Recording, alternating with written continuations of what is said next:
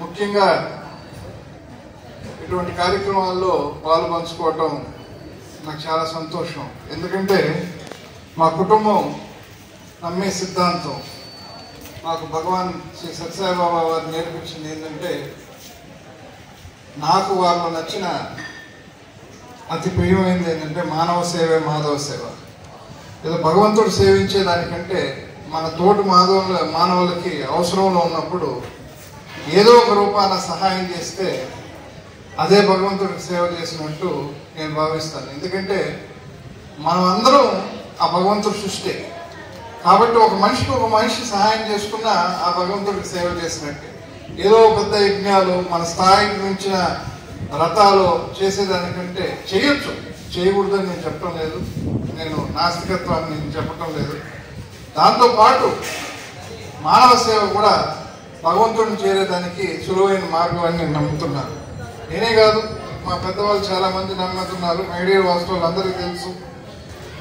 పూర్వమే ఇక్కడ ఘోష హాస్పిటల్ అని తల్లులు ప్రసవించినప్పుడు చచ్చిపోతున్నారని, ఇబ్బంది పడుతున్నారని ఘోష హాస్పిటల్ పెట్టడం జరిగింది.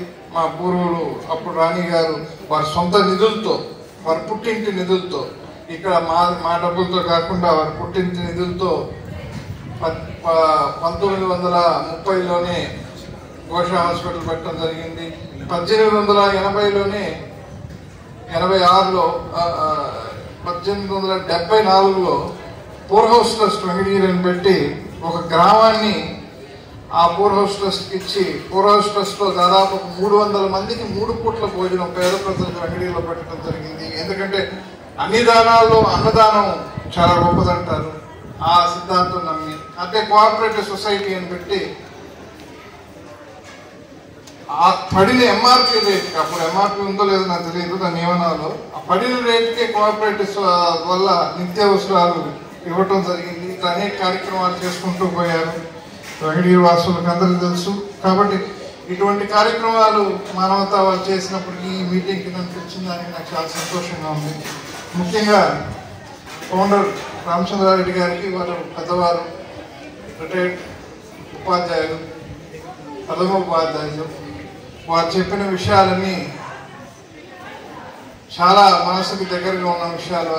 భారతీయ సంస్కృతి గురించి, భారతీయ జీవన విధానం గురించి చాలా బాగా చెప్పారు.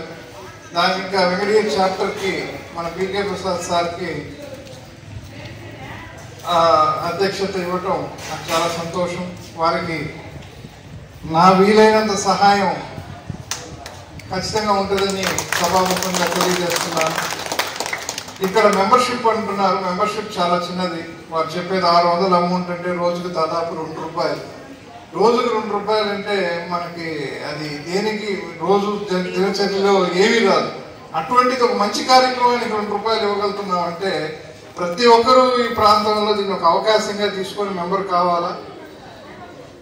మనం అందరూ అర్థం చేసుకుంది, దీని వ్యవస్థాపకులు కేవలం ఒక మెంబర్తోనో, మెంబర్షిప్ వచ్చిన డబ్బుతోనో ఇంత పెద్దది అయ్యి ఉండదు. ఈ సంస్థ దాదాపు 80,000 మెంబర్స్ అయ్యారంటే కేవలం మెంబర్షిప్తోనే కాదు, వారు చేసిన మంచి కార్యక్రమాలు, వారి కృషి దీని వెనకాల ఎంత ఉంటుందో నాకు తెలుసు. మెంబర్షిప్ అమౌంట్తోనే ఇంత పెద్ద కార్యక్రమాలు వారు చేసి ఉండరు. వారు ఎన్నో త్యాగాలు, ఎన్నో మెంబర్స్ అంతా ఇప్పుడు కడపలో వారు చేసే కార్యక్రమాల గురించి సెక్రటరీ గారు, వైస్ ప్రెసిడెంట్ గారు చెప్పారు. దీంతో మెంబర్షిప్తోనే కాదు, దాంట్లో వారి కృషి ఎంత ఉంటుందో మనం అర్థం చేసుకోవాలా.